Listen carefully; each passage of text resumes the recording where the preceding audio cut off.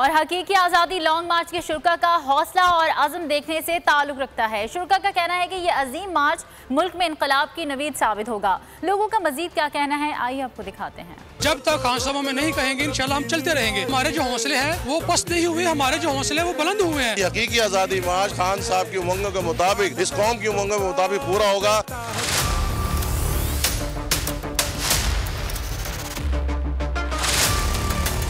लाहौर से लिबर्टी चौक से शुरू हुआ हूँ, कहीं जा रहे वहाँ का समुद्र इमरान खान के साथ इस्लामाबाद तक जाएंगे।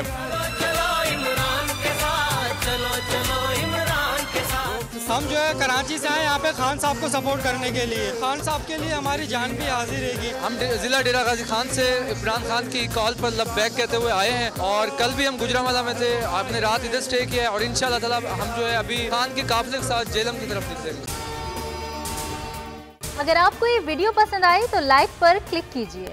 पीटीआई का हकीकी आज़ादी मार्च सिर्फ बोल दिखा रहा है। 24 घंटे हकीकी आज़ादी मार्च, सबसे ज्यादा रील्स और सबसे ज्यादा रेटिंग्स के साथ बोल रहा नंबर 1, सबसे ज्यादा व्यूज, सबसे ज्यादा रील्स और सबसे ज्यादा रेटिंग के साथ बोल अब भी नंबर 1 पोजीशन पर बरकरार।